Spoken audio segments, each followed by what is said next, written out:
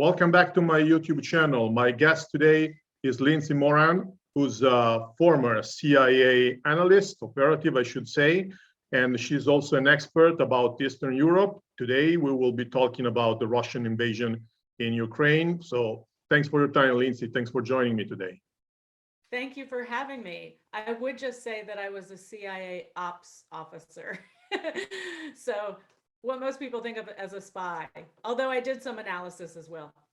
Okay, great. Would you like to introduce yourself a little bit so that, Sure. Yeah, you present yourself. I'm Lindsay Moran. I'm a former CIA operations officer. I'm also an author of the memoir Blowing My Cover. And now I work as a consultant for myself. And you also have a very good background about Eastern Europe. I do. My specialty was the Balkans and the former Soviet states. And that was a fascination of mine long before I even joined the CIA, that part of the world. Okay, so this is what we will be talking about today. So my first question, what I would like to ask you first is, we were warned by US intelligence that Russia was going to invade Ukraine back in November. How does intelligence work in that case? How can we know things in advance like that? Well, first of all, in this particular case, the intelligence did work. The CIA got it right. That doesn't always happen. In fact, they often get it wrong. The CIA and the US intelligence community gravely miscalculated what the pullout from Afghanistan would look like, miscalculated for the war in Iraq on how Americans would be received there. And to be honest, miscalculated the entire fall of the Soviet Union 30 years ago. So it's not always true that intelligence gets it right, but in this case, they did. And yes, US intelligence was warning that in spite of Putin and Russia saying they wouldn't invade Ukraine, that was certainly their intent. And I think one thing that's important for folks to know is there was a period in the US. So the US and the US intelligence community has been really focused on counterterrorism efforts for the past several decades, since 9/11. And that has been the primary focus. And Russia and what used to be a primary focus of the CIA fell by the wayside a little bit. And that happened even more so during the era of Trump. We found with President Donald Trump that he was openly saying that he believed Vladimir Putin over US intelligence. And this was, on the one hand, incredibly demoralizing to the US intelligence community. And at the same time, it also, I think, did a lot to stem our efforts on trying to collect intelligence. That just wasn't the focus. So now we have a new CIA director, Bill Burns, who has refocused a lot on Russia and on authoritarian regimes and turned our attention back to Russia and China. There are whole teams of analysts who are looking at Russia all the time, and an entire team that's looking at Vladimir Putin and trying to guess what his next move will be. All of that said, even though this was well anticipated, that doesn't mean that the way that Putin is acting now has been anticipated. I think it's quite a surprise to both the intelligence community and the world at large that Putin is really digging in and seems to be acting without any discernible strategy. Yes. Well, this is the first time that I remember in my life that an alleged ally of ours is invading another ally of ours, because Russia is somehow, in some fields, an ally of ours, for instance, in the war on terror or in the International Space Station. I don't know, is it a unique case? What are your thoughts about this? I think it is a unique case, and it's really certainly a watershed moment in history since I've been alive. And I grew up during the Cold War and in the specter of the Cold War when in our minds, in the minds of Americans, the world was divided into good and evil, and the Soviet Union and the Eastern Bloc countries were evil and we were good. And, of course, as you grow older and mature, you realize that it's a lot more complex than that, and the United States has not always been the good guys. So in a weird way, this is hearkening back, for me at least, to kind of the era that I grew up in, but in even starker and more dangerous terms. I have two teenage boys, and I realized when they accused me of mansplaining the situation in Ukraine to them, that they weren't alive during the Cold War. They have no recollection, of what that era was like, and the kind of low-level buzzing anxiety that we all had about nuclear war and about a war between the Soviet Union and the West. So for the first time, in not only my kids' history, but in my history, in my parents' history, we're seeing a provocation that could, if it escalates, draw the entire world into it. And so I think it's very scary. Nuclear capabilities are much further advanced than they were before. So to have Vladimir Putin, whether it be posturing or not, referring to arsenals of nuclear weapons and obliquely suggesting that he would use them or act upon them, it's very scary. It's unprecedented. And it's certainly, I think, shaken all of us to our core. Well, let's set the point straight on the main point. Is the West, meaning NATO, Europe, and the United States, threatening Russia by expanding east, or is it all in Putin's mind? I think it would be easy to say it's all in Putin's mind. Because of course, I feel like, and I think it's well known, that Putin's mind is not quite right now. At the same time, if you really, we always say in order to do well in war, or in order to understand, we need to understand our enemies. We need to put ourselves in their mind.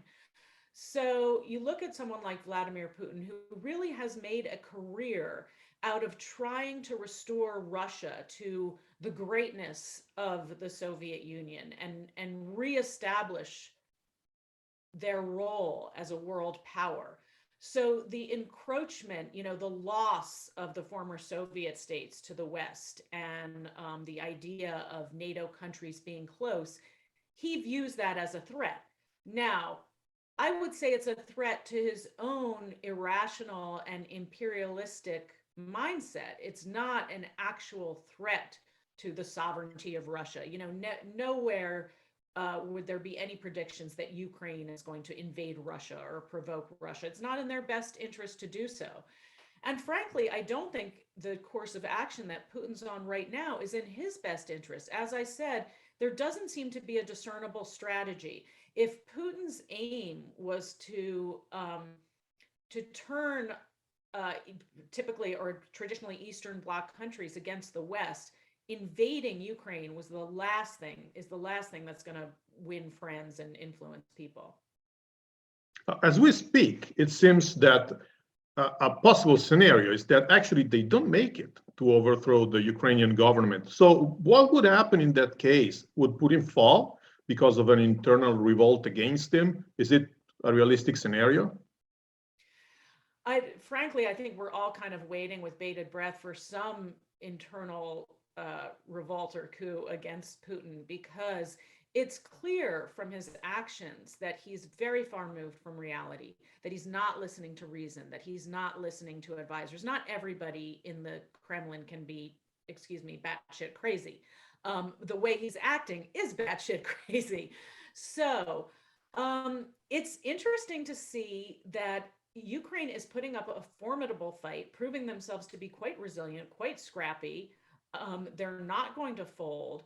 And so with the aid of potentially weapons from the West or intelligence from the West and that kind of support, it's not inconceivable that they could continue to fight, and this could be a failure for Putin. And I have to say, I don't know that anybody in the intelligence community, nor could I predict what is Putin going to do as he becomes increasingly weak. Is he going to lash out more? Is he going to become more irrational? Putin is not the type of person who gives up.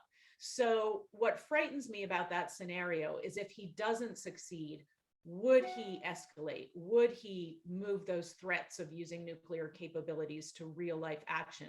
It's clear that he's not in the least bit concerned about civilian loss. He's not in the least bit concerned, it seems, about his standing in the world. And he is on a dogged pursuit right now that is completely irrational. So if that's not successful, what will happen? One would hope that there are cooler minds that would prevail within the Kremlin. But we haven't seen that in the past decades. Putin has maintained an iron grip on power for quite some time now. So you think that his threat to use nuclear weapons can actually turn into reality? It's not just a threat.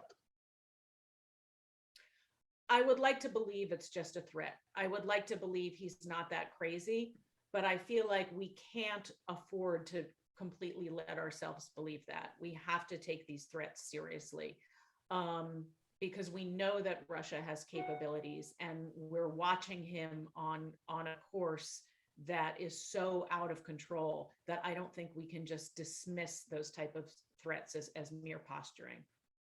Okay, so what Europe and the US is doing now is sanctions.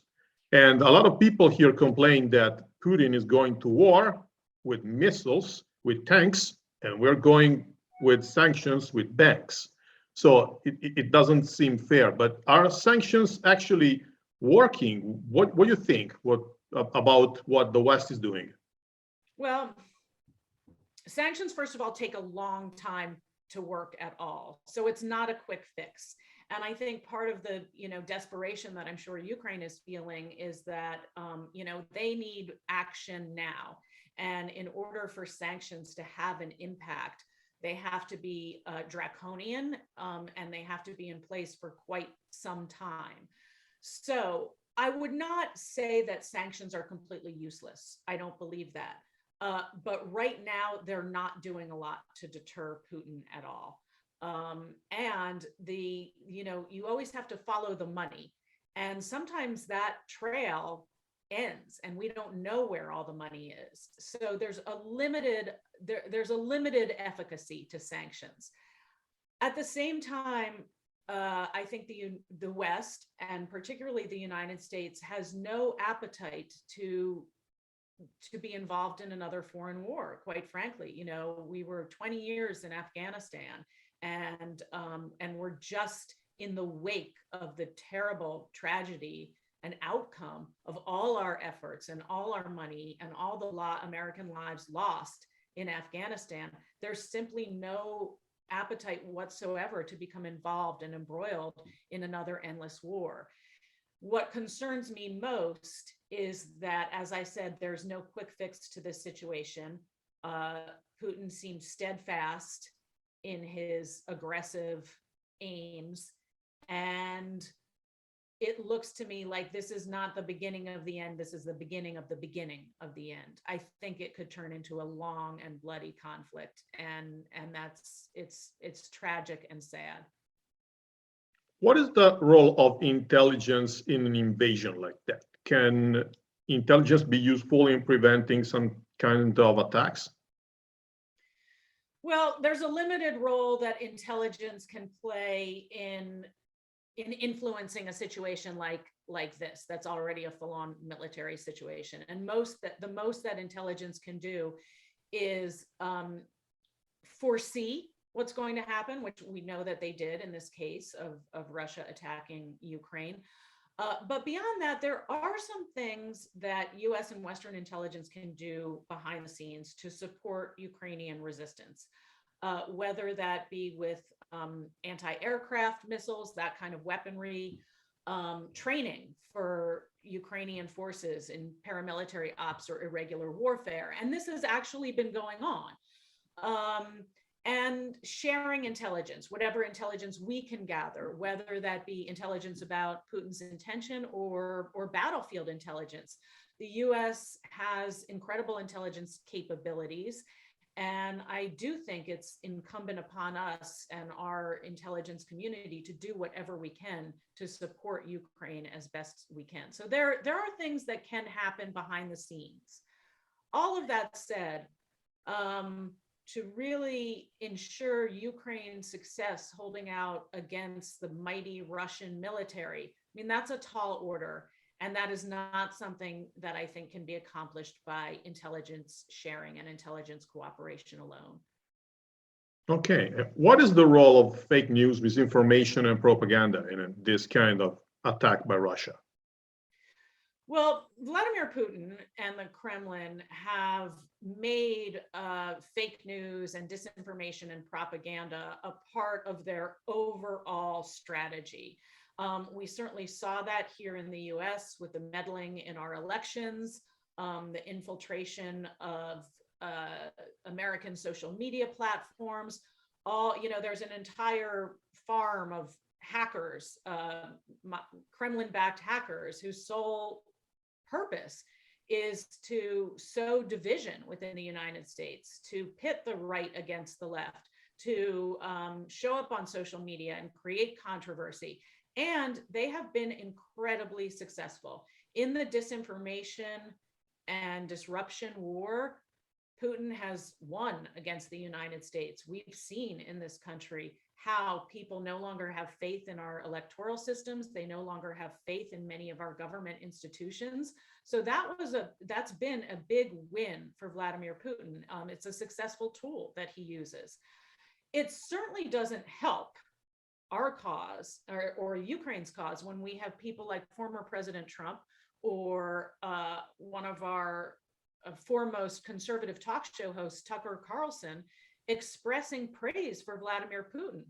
I mean, that he's able to use those statements to show that there is not unity in the United States, that, America is not all behind Ukraine.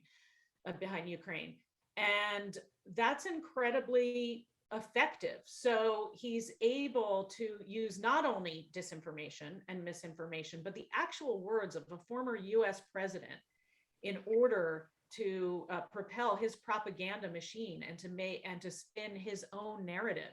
And that's just a crying shame. It's just not right. I agree. Let me say that Putin didn't start from America. He started from Europe. Well, that's true. Well, yeah. We Americans, we're all very self-absorbed. So we tend to see everything through the lens of America. But you're absolutely 100% right. He started from here and then he got there. But probably what he did in America was bigger because it's just one single big country, where here it's small countries, smaller parties, but he definitely started here with the right-wing parties in Italy as well. So what can be an ending of this invasion? Is Ukraine gonna become the Afghanistan of Russia? I'm not making a comparison here between the reasons. Of course, it's completely different. I'm only saying, is Russia gonna stay there forever? Oh, let's hope not. No, I don't think so. But as I said, I think this is the beginning of the beginning. I think it's going to be a long-standing conflict, and that concerns me. I don't think there's an easy fix here. I don't think Putin is going to back down. We've heard rumors that his health is not good, and I very rarely wish ill health on someone, but in this case I do. So best case scenario, it's like in the David versus Goliath battle that we're seeing rage here. David wins. We all want to believe in that kind of miracle. And I have to say, Ukraine and the Ukrainian leaders, President Zelensky, I think is standing as a real hero and inspiration across the world. And, I know here in the United States, I mean, we're an older democracy than Ukraine is, but I look at Ukraine and it sort of makes me nostalgic for the era in which I felt so proud of my country, because I think if you are a Ukrainian right now, no matter the fear and anger and sadness that you're feeling, you also have to be feeling proud of your leadership and proud of the citizens who are standing up against a real global bully. Well, I completely agree with you. Well, Lindsay, many thanks for your time. I think that your explanations were very interesting and important in this point in history. So thanks again for joining me today. Thanks everybody for watching this, and see you all next time. Bye-bye.